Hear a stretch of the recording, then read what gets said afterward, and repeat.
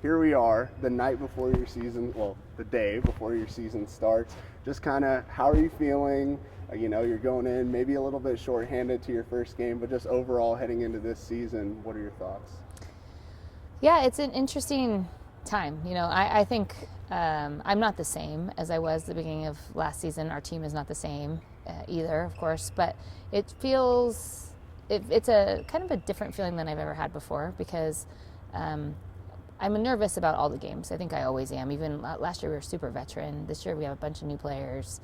We're not fully healthy yet. That comes, and there's always things like that. But I just feel like I'm not the same person, and so it's interesting to try to figure out how to feel. You know what I mean? I'm trying to be authentic to me and just take every day at a time. And I was listening to something the other day about turning each page and not trying to skip any pages or skip any chapters. And that's kind of what I'm trying to be. Is I'm just trying to be, okay, what's next today, and stay steady and stay level-headed and stay.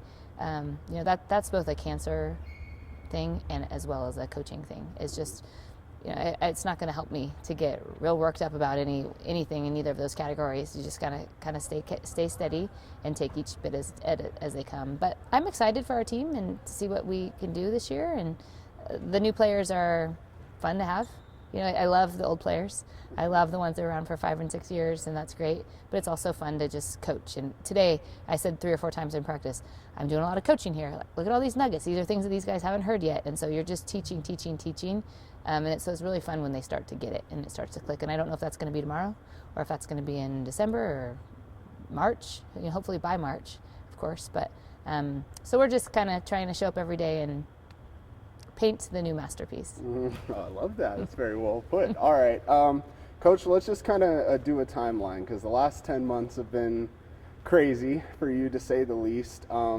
Take me back to January and kind of when you found the lump, and then I guess between that day and the day you actually went to the doctor to get tested, what happened in that stretch of days for you? Yeah, so I just was in the shower, and I don't think I was actually even looking for anything really. I was just showering, and people have told us over the years, and we share with our players, to just be aware of your body. And so I didn't think something was quite right, something that was new or not always been there. And so, kind of thought that, it's part of a cycle thing or part of just a stage or a sickness. Maybe I had a clogged lymph node or, who knows what it was. I'm not a doctor. So just kind of sat on it for about a week or so, and then didn't feel right. And after talking to Craig, and we reached out to Dr. Gilbert just to say, hey, this is what's going on. And my primary doctor is a good friend of ours as well, and so I texted with him, and they said, it's probably not anything. What does it feel like, whatever. And so I shared, and then tried not to Google too much. And then about a week later, it was over about a month, where Dr. Gilbert said, well, I'm going to be in, because she comes in certain days of the week. And so she just did a little check and thought that I should go in and get some diagnostic testing. And then I guess prior to that, you hadn't really been your healthy self for the first few months of that season. I guess looking back, did you think that kind of played a role, you think? Well, in retrospect, yeah, and again, still not being a doctor, but I don't get sick. And everybody jokes and says that I'm like walking around with this, I don't get sick, but I really don't. I'm a pretty healthy person. I'm an exerciser, all those things. And so I had a sinus infection that we think, I had a couple of stomach bugs, I had a few extra colds, and so it's possible, maybe the doctors who see this aren't going to agree, but something wasn't as normal with my body and how I respond to winter and all the sicknesses going around. And when you went in to get the diagnostic testing, you go in, you get your test done, you still really weren't too worried about it at all, or just kind of what was your thought process there? Not really. I mean, part of it was the encouragement that I had gotten from the doctors. I don't know what it all looks like, but they didn't seem to think that it was too concerning. And so, and then also Craig was really solid on this part. He was not only encouraging me not to Google, but he was also just saying, like, what are we going to do? Are we going to do anything different if it is or isn't today? Like, is there anything you can do today if you think that it is or you think that it's not? No? Okay, then let's just continue on. And at the timing of everything with our season and where we were in the stage of, the middle of the thick of it, trying to get our team up for the second half of conference and doing all those things. It didn't make a lot of sense for me to dwell on it. We try not to be dwellers anyway, or worriers. Faith is important to us, and so we just kind of tried to trust that God had whatever plan, and that whenever came up, we were going to deal with it as it came. And I guess when you got the results, were you here in the building? I was. Yeah. Obviously, a lot of big medical words. When you got the initial results, did you know what it meant? I know, carcinoma is a scary word, but did you know it all? I was reading through the whole report, and it shows they biopsied 3 different places, one lymph node in my armpit, and then 2 different spots in the breast. And I was kind of reading through, and then the very bottom is where it said invasive ductal carcinoma. And I had a feeling, what little I do know, that just sounded like that was something that I didn't think carcinoma was the right thing to hear. And so I kind of knew at that point, and then got confirmed pretty quickly from the doctors when I sent them a screenshot. And then I guess just once you got that confirmation, what goes through your head? I was emotional. I'm a pretty emotional person. So I think I was caught off guard. My defenses were down a little bit. We'd had a little bit of a long week. I guess it was only on a Monday or Tuesday or Wednesday, so maybe it wasn't a long week, but a couple of hard things happened. And so I think I was pretty emotional, and then just wondering what was next. Rereading it, seeing what they said, getting the information from the doctors. Okay, tell me what it actually means. And then kind of wondering what steps next. What are we supposed to do now? Go into action mode a little bit of what's going to happen, so that I know what I have to do with my team. My team was pretty quickly, on the top of my mind. It's not because my staff isn't capable. They're very capable. I'm very fortunate from what I had to go through that I have such a veteran staff, but it was just like, they matter to me, and our season matters, and my job matters. And it's not just a thing where you come in and check the box and punch the clock. It's a calling, and it's an invocation that is different in my mind than some people. It's not just a job. So there's people involved who have big goals and are achieving big things. And so that was pretty quick on my mind, is what happens next for me, so that I know what's going to happen next for my team. Gotcha. And then obviously you have to share the news with Craig. How did that conversation go? And was it a little bit like the first one, where he was just kind of like, all right, where do we go from here? Or was it just kind of like a shock factor? Yeah, I actually told Craig and my coaching staff at the same time. I think I wasn't quite thinking straight, and they were all waiting too. We knew we were going to get the results any day now. And so, Stacy's wife had cancer, and Shannon's nanny had cancer, and Stacy's mom had cancer, and Jordan's father-in-law passed from cancer. So it is something that we're a close group of people. Hayden Palmer is one of my closest players I've ever had, and so there was a lot there. So when I shared it with them, and then Craig and I had a moment in the office after, because I kind of felt bad that I shared it with everybody at the same time, but it was just reacting. I was just reacting to the news. And he was upset. I think he was caught off guard as well. And then thinking, now what? Also, I think we both were kind of in the, okay, now what? I think it's easy to deal with things when you're in action mode like that. And that's certainly, for good or for bad, how we tend to tackle things. And so, he was upset for me, but I think ready to just know that we've always had this saying, if people ask us, what's your marriage philosophy or your family philosophy? And it probably goes deeper than this, but we always say, we're just going to figure it out. We'll just figure it out. And so I think that at that point, we know that we're going to figure it out. It was something that was going to be new, and we knew probably pretty hard to go through. And then, you go the rest of the day, and then you go home to Marcus, Calvin, and Quincy. I'm sure that had to be one of the toughest conversations you've ever had in your life. Just kind of, what was their reaction to finding out Mom had cancer? Yeah, so we didn't tell them right away. We waited till we got a little bit more information. So I think it was about a week and a half or so that a lot of testing had happened. I was doing a lot of doctor's appointments, and I think that both them and the players were starting to get a little suspicious. Like, why is Coach Lisa going to the doctor so much right now? And that was a hard conversation. We were at our table, and our oldest son, I think, he had a little bit of an inkling to what was going on, just a different awareness of things, And the 2 littler kids were immediately in tears. I think that quickly we were able to tell them that, we can point to a lot of people. We have two close, my dad and Coach Krause are two people who are close to us who recently passed from cancer, and not breast cancer. But so, you're trying to balance telling them the truth, also being positive. We also have my best friend, Stacy, like Dr. Gilbert, a lot of people, not Stacy, Annie, a lot of people who have beaten breast cancer. And so try to turn it on that and just say, my mom's going to tackle this, whatever they say, like we're going to do it as a family. And they bought into that quickly, and they're all different. So Marcus's emotions versus Calvin's emotions and Quincy's emotions, they had different questions, and we asked them, you can just see their personalities. So Marcus asked a question pretty quickly about, are we still going to be able to have Taco Tuesdays? So to me, is everything going to stay the same? Quincy asked if I was going to lose my hair, which I didn't know at that time. Calvin, I can't remember his immediate question, but I think he was pretty quiet, and he's a big feeler. So I think they were all kind of managing it in their own way. And, it's something I wish they didn't have to go through. I wish that they were going to get their challenges in life in different ways, but there's going to be challenges in life. And so if they did have to go through it, then I'm just grateful that Craig and I were able to kind of walk through it with them. When did you kind of, I guess, bring your team up to speed? Because I feel like, you guys were rolling at that point in the season. But then, it was right before the Pink game, so, there's obviously a lot of emotion involved with that. When were you able to break the news to them?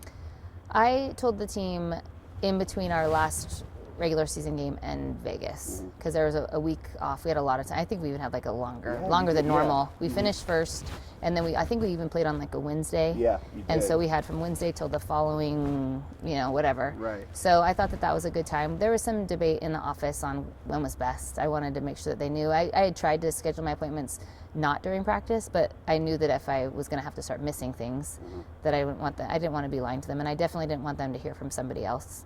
And so around that time, we just told them in the locker room.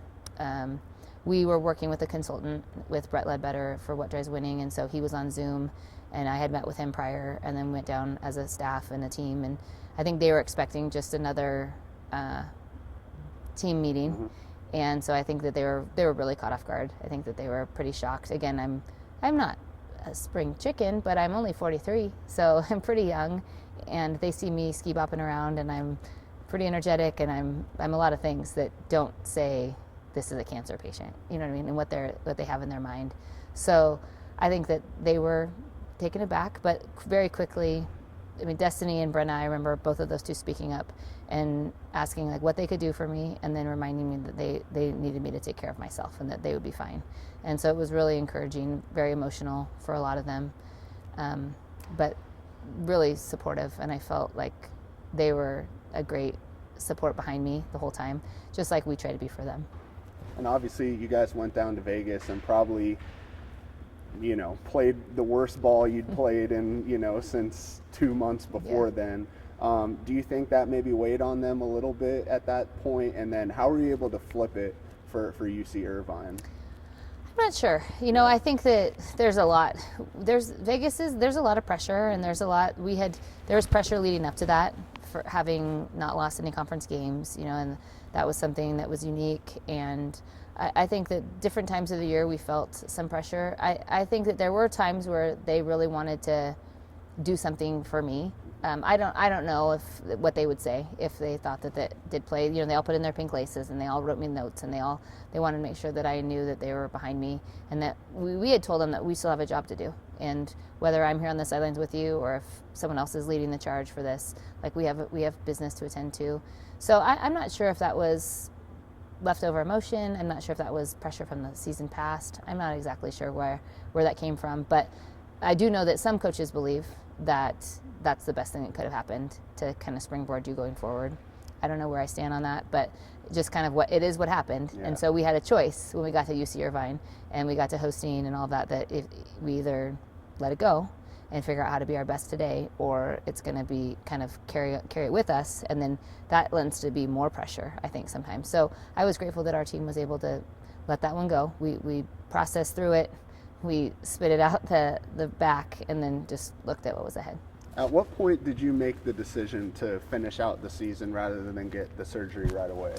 that was a big challenge because I had a doctor here, and then I was also consulting with a doctor over at Fred Hutch in Seattle, and they had a difference of opinion on what should happen.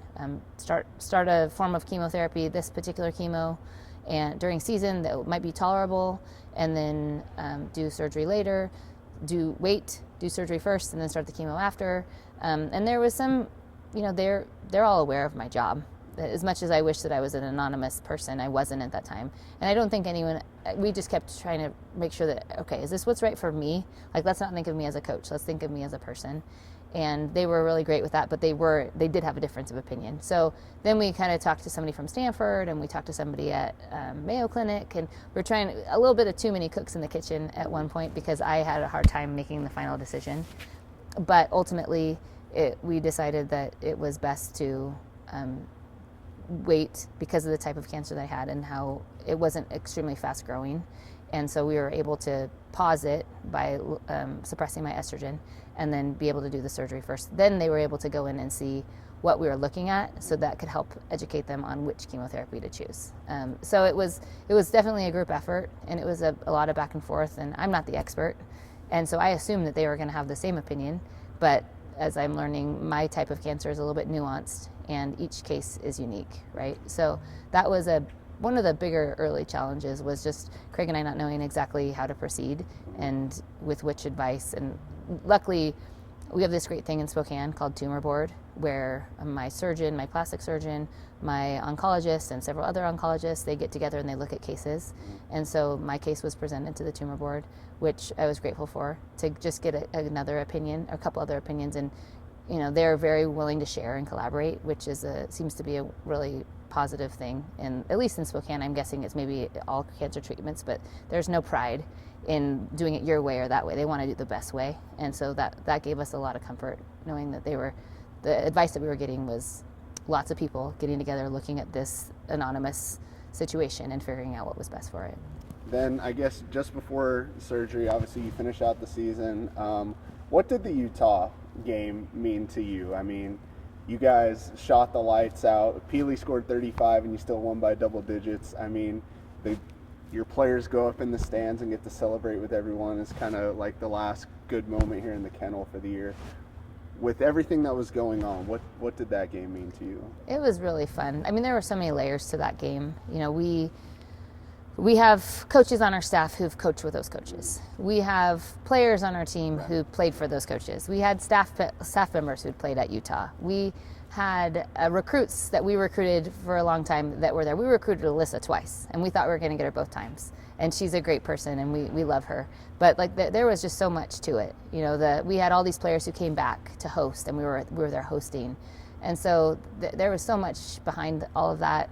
And it was, I think it was one of the most fun. I've been in some big games here in the kennel, and I think I talked about it last season, but I was here when we beat UCLA and Utah, Iowa and Rutgers, and there's been Miami, I think, and we've had some Stanford. We've had huge wins here at Gonzaga in the kennel, but that one was as much of a, like, we are one group. We are doing this. We're not doing this for Brenna. We're not doing this for Erica. We're not doing this for Coach Lisa. We are doing this together for us.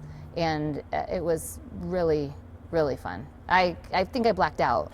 I had to go back to the film and watch and see, like, how did that happen again, or where did we get loose on that one?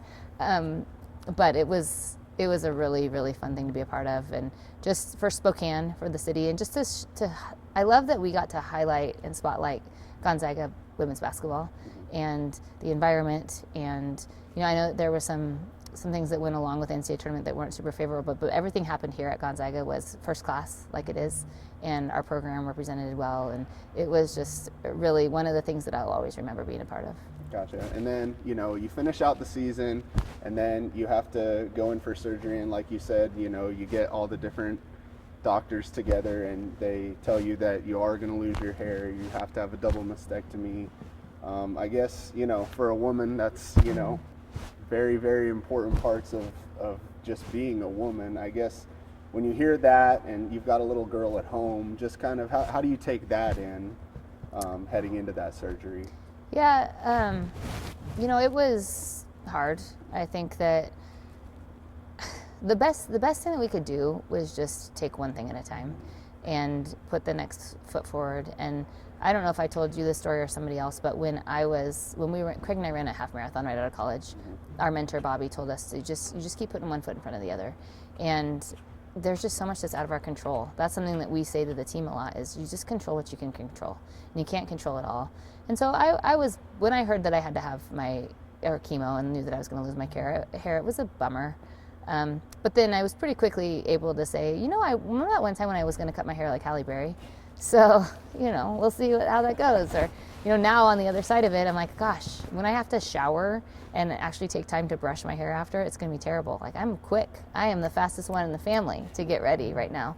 So just trying to look at the positive of it. And with Quincy, I had a wig made, and then I bought a couple of others. And for a while I wore it to her school, so I had surgery and I had started chemo. I didn't have hair before they finished school. So whenever schools get out here in Spokane. So I wore it to her school to make sure she was comfortable. I think she was mostly worried for me. I think it's out of empathy that she was worried of how people were gonna, not for herself, but just how people were gonna look at me, or what things people were gonna say to me, or how people were gonna stare at me. And so I wanted to make her feel comfortable also, and just kind of, I've talked to her and the boys and everybody else, the team, all along about, like, this is maybe if this was a choice, then that would be fine too, but this is not a choice. This is just the circumstances we have to deal with, and life gives you those things. And so, do I wish I still had my long, pretty hair? Sure. Will I probably have that back at some point? Yeah. And so it's just a temporary thing that we have to go through right now, and that I believe that it's going to make me better on the other side of it, and the people around me, for having gone through this. And so, for whatever reason, this time I was able to kind of get there a little bit quicker than usual. Yeah. And you mentioned, wearing the wigs. You were wearing one when you threw out the first pitch at the Mariners game. But then when I saw you at Hoop Fest, obviously you weren't. I guess at that point, was it just like you were comfortable? You didn't really care at that? When did that kind of happen for you, I guess? Yeah, well, early on, for sure, we were not sharing because we didn't want the players to have to answer questions about me. And then the Mariners game was, I think, 4th of July weekend or something like that. And we still hadn't really started telling everybody. I didn't know. I just wasn't sure, like, what of this. Of course, it's my story, but I wanted to be respectful to Gonzaga, and, like, if they wanted to say anything, and to our players, and to my family.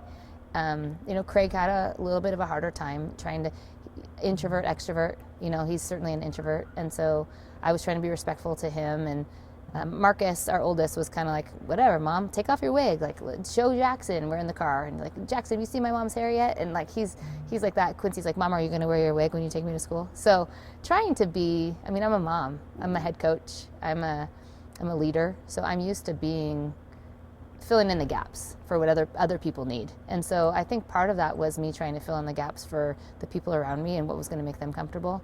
And then around that time, we had camp and Hoop Fest. I knew that I was going to, at some point, it was going to get out and I was going to share. And I was just kind of tired of wearing it. And it was hot, to be honest with you. It's hot, and I had to, it didn't look exactly like my hair, so I had to wear a headband or a hat. And I think at Hoop Fest, I was just kind of like, all right, well, here we are. This is what we're looking at, and I don't have any hair anymore. So if people, I actually believe that people weren't going to be too invasive to our family, I think, and they haven't been. They've been really gracious. People have either been supportive or they've just kept quiet. They haven't been asking a ton of questions and, put in their nose in business that was going to make us uncomfortable or anything like that. Yeah. And then, when we spoke at Hoop Fest, I was like really just trying to get info about if you were going to go see Vaughn in Paris, and then you said, you were going. So just kind of take me through, I guess, trying to keep that level of normalcy. You're going through treatment, but you still managed to get out there and see Vaughn and see Sonny win a gold medal. Just kind of take me through that experience, and what did you kind of have to do differently when you're going through treatment? Yeah, so it was actually probably not real well advised that I went when I did. I had chemo on Tuesday, and then Craig and I flew out on Sunday. And so I was kind of at the prime of my crummy feeling. For me, the first couple days were okay. I was tired. And then about day 3 through 6 or 7 was the worst. And then 7 through 14, I was getting better. And then I was feeling good for about a week and a half before I had my next treatment. And so Craig was wheeling both our bags. My doctor okayed it. I had told him a lot. I had made sure that they knew if I can go to Paris or if Fonnie makes the team, I'm going to go. If Sonny's on the team. And so that's been happening since May. So my surgeon knew, and my radiologist knew, radiology oncologist knew, and my oncologist knew. But when we got down to it, we kind of were waffling whether we were going to pull the trigger or not. And so they sent me with antibiotics, they sent me with a thermometer, they sent me with masks. So I definitely was masking on the plane, just because that's when my blood cells were at their worst, so my white count or whatever it is. And so they definitely didn't want me to get sick or get an infection. But kind of, we looked at it as a once in a lifetime opportunity maybe to have 3, because Casey Bosch also played for Canada. So we had 3 former players playing at that time. We had Coach Few was over there, and Lindsay Sherbert, a former player of ours, was working with USA Basketball's 3-on-3. So we had, 5 people who were really close to, who were competing in the Olympics. Like, whether or not Vaughn's going to be in it in the next time in LA, I'm sure she is. Sonny won't be, and Casey won't be, and who knows on Lindsay. Coach Few won't be. So it just seemed like a very unique experience, and we were grateful. We had been to Paris before, so we weren't trying to do anything except for the Olympics, really. So we got to be low key, but Craig definitely took the lion's share of the work the first couple of days and carried my stuff everywhere that it needed to go and took really good care of me. By the time we got to about Wednesday, I was feeling really good, but it was just not something that we were willing to pass up on. And I think that with the cancer diagnosis, if anything, we're more looking towards, like, we've been life livers, and everybody would call me a life lover. I think I have FOMO and I like to do all the things, and but I think if anything, we would rather worry about getting maybe a little cold or something versus missing out on something that we really want to do. Yeah. And you mentioned, Craig having to take a little bit of the larger load on that trip, but you did step away from the team for a little bit to focus on your health over the summer. But I imagine that's pretty hard to do when you have to replace the twins and Brenna and Eliza and Destiny and all those guys. I guess just obviously you have a great level of comfortability with your staff and being able to do that, but how were you able to kind of fill your roster, meet with recruits, but also, take that time for yourself? Yeah, it was tough to balance. I think especially early on, with the transfer portal closing. I had my surgery about 2 weeks before the transfer portal closed, so there's new players going in there all the time. We had 5 or 6 or 7. We had a lot of transfers in, and I was trying to not be here for the campus tour and all the meals, but at the same time show some love. Most of these recruits didn't necessarily know all the details yet. I had told the high school ones who we've been recruiting for a long time, so they knew. But some of these transfers, like, you're just recruiting them for a 3-week span, you know what I mean? And so trying to figure out what to say and what not to say, when to come and take photos with them. So after surgery, I think I was coming around to do a little bit of photos, do the meeting in my office, and then heading home. We had some of them come to our home for meals, but bringing them to me versus bringing me out to them. And it was hard because we were trying to turn over an important part of our roster, and there's a lot that we needed. Obviously, we have 7 new players this year, so some were high school, but some were JUCO and transfer that we were bringing in, and that was the biggest challenge for me, was figuring out or letting go a little bit and trusting that my coaches, even though I know how good they are, I'm always here. I don't have to let them do. I let them do a lot in the office. I let them do a lot on the court, but I don't have to totally release the team to them because I'm always around, and so that was challenging for me. But Jordan, Stacy, and Craig did a great job, and then we were hiring Jasmine. Shannon was here. We're hiring Jasmine and Chantel, and they brought them up to speed quickly, and we'll see. We'll see, but they did a great job this summer with our players and with that recruiting, and I'm grateful that I didn't have a staff full of people who were new to Gonzaga or new to me. They're people who were comfortable with each other, they're comfortable with our program, they know what needs to be done, and we're able to take over that part to allow me to. I wasn't on sabbatical, but I was working primarily at home, and I was trying to get to them with the important things or anything that I think was timely. But I think that having them allowed me to take care of myself and not feel, after the beginning part, once I got a little bit settled in, not feel like it was all going to go to pot, like they were going to do a good job with the team. And through this whole thing, anytime we see you in pictures or anything, you got a big smile on your face, but it seems like whenever you talk about the support you've received and your old players coming to visit you is when the emotion really hits you. What did it mean to see kind of the outpouring of love that people had for you? I mean, when we chatted here a few weeks ago and I put out a tweet of that one thing you said about trying to be a good example for your team. You know, I had the Seton Hall head coach, Coach Gottlieb at USC, saying that they were going to use you as an example for their teams and toughness and getting through things. Just seeing all of that and what you mean to the college basketball world, I guess, have you been able to wrap your head around that? Not really. You know, like, it's a little overwhelming, to be honest with you. I feel so much love and support, and the alums really got me. You know, the ball that they sent me, kind of, I think it was unexpected at that time. I think the players that we have here were so great. When they put their pink laces in and then they left me a little note, that was like our first game back or something like that. I can't remember, a practice or something. That got me. But you're in it with those people every day. And so some of those other people that you know haven't forgotten you, you know you were important too. But you know, Lindsay Gottlieb I remember she was one of the first people when I became an assistant coach who directed me. I was over in Seattle and she got me going the right direction. I was lost. You know, so there's people, you have relationships with people. And, you know, Corey Close and I and Natasha Adair and Jeff Walls, we all worked USA basketball together. And Vic Schaefer and some of those guys. And so not people who are necessarily I see all the time, but they're people who are your friends. And we sit around and we recruit together. And so I think that the amount of people who reached out and throughout, because I think people started to know, it kind of, some people it was earlier and then some people it wasn't until I put out that video in August or whenever that was, or they saw your tweet, that a lot of people didn't know until then, even people who I love and, you know, care about and who care about me.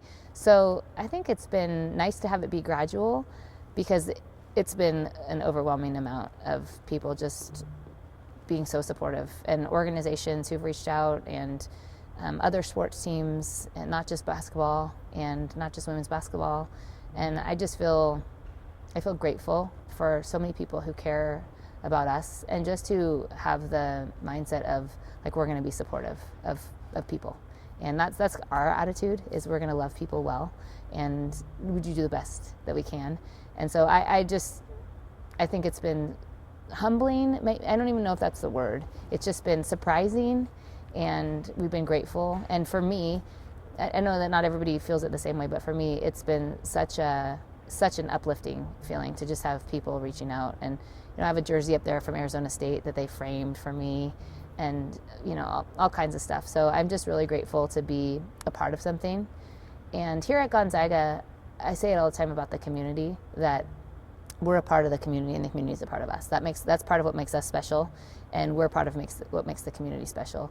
And I felt really like a huge part of that. Like, there's just been people like, put me in the side or wherever you want to put me in it, but I'm a part of it, just like everyone else is. And it's just been, I'm rambling, but it's been wonderful how people have wrapped their hands around our family.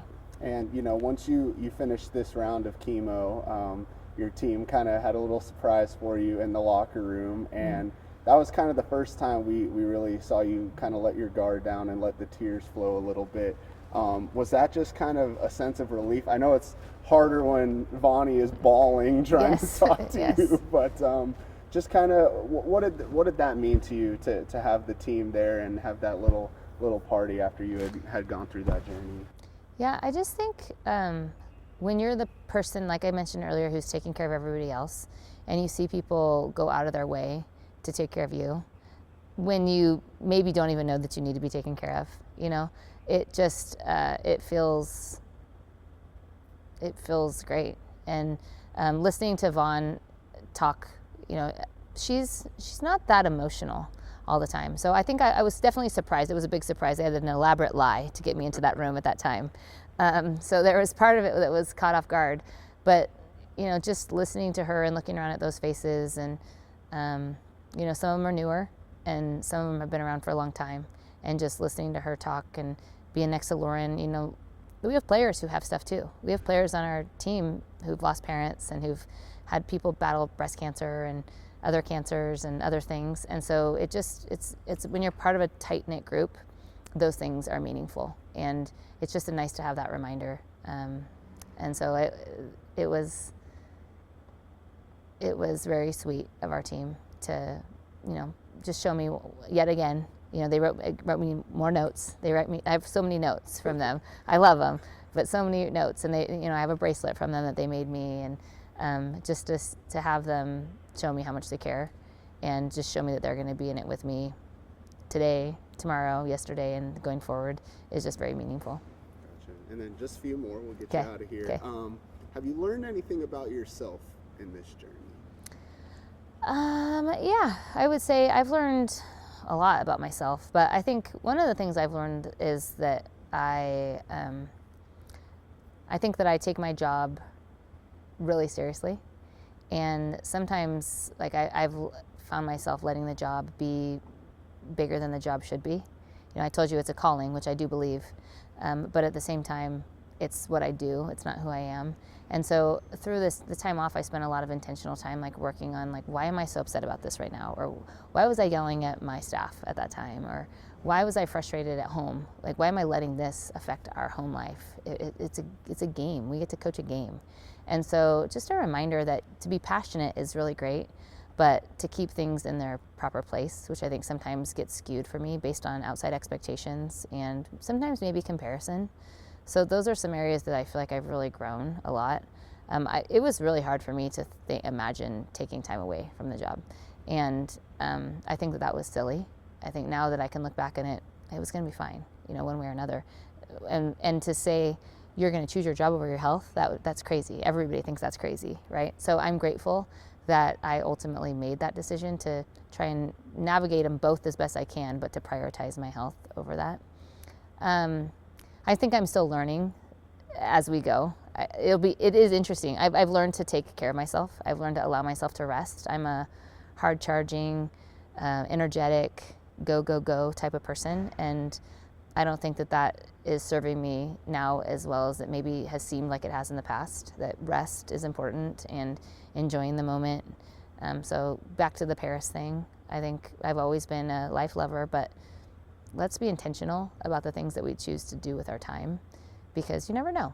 I was never fearful that I was going to lose my life at this stage, who knows long term, whatever happens. But I do want to make sure that I'm living the life that I have to the fullest and not letting myself get bogged down by things that really aren't significant in the big picture. Obviously, eventually you'll have another big surgery ahead of you, but where are you at health-wise now? What do the next few months look like, and then how often do you have to go in for checkups and things like that from here? Yeah, I was expecting to hear words like cancer-free, remission, no sign of disease, whatever, and I didn't necessarily get that picture, but the cancer's gone. I've done radiation and chemotherapy in order to prevent it from coming back, and I'm on medication to continue to keep my estrogen levels low so that I can, that's what my cancer was feeding on, estrogen.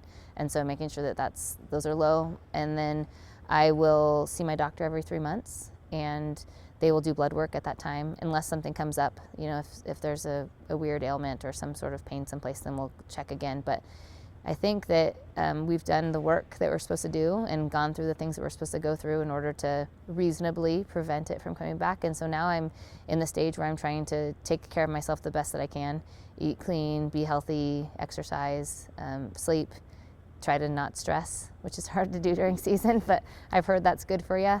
So I'm at that stage of things where I'm just trying to live my life the best I can. And, as you move forward now heading into the season, as you've had a few months now to be around the team and in practice every day, have you noticed kind of the effects of your treatment, and what does that look like on a daily basis? I'm sure there's fatigue and things like that, but is there anything else different that you notice? No, I think the biggest thing is just I'm still learning that I'm shocked. The other day after our exhibition game, I was like, why am I so tired? I don't know. You still have stuff that's your body is still healing. You're still recovering. So I think that there's some of that. Now my hair's coming back, and so I'm wondering why it's so thin. So I'm noticing some of those things.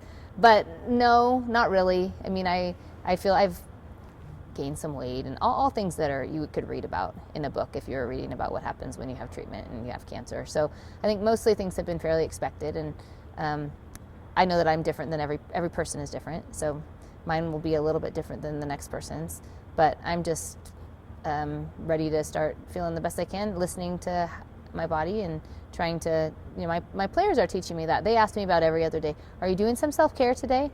I'm like, what is self-care again? Can you explain that to me? So, I'm trying to take that into account and just be mindful of, okay, what am I feeling, and what is the right thing to do at this time? Is it to forgo that walk and just take a rest, or is it to get after it, and kind of just play it by ear? And then just my last one for you. What would kind of be the message, I guess, to people who are maybe going through something similar, or anyone who's going through a tough time, about how to kind of keep that strength and kind of come out of it on the right side? Yeah, I'm working on my message still, but I think that we joke that I wear rose-colored goggles all the time, and I'm a pretty positive, optimistic person, and I really think that that's a huge part of why I've been able to go through this without so much stress and so much.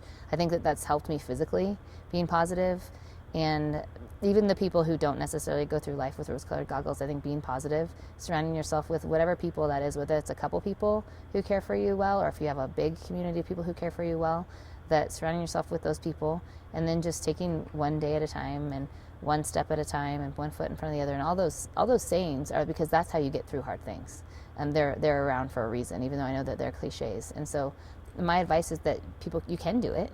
There were different stages where I didn't know if I could, even as positive as I am, but trying to get outside, breathe fresh air, and just look at every day as a gift is something that I've really tried, and I think that it's really helped ease a lot of what would otherwise be considered pain or struggle that I would have had if I didn't have that kind of attitude. Awesome. Well, thank you, Coach. I appreciate you sharing your story. What Thank an you. inspiration. Thanks. And good luck tomorrow. Thank you.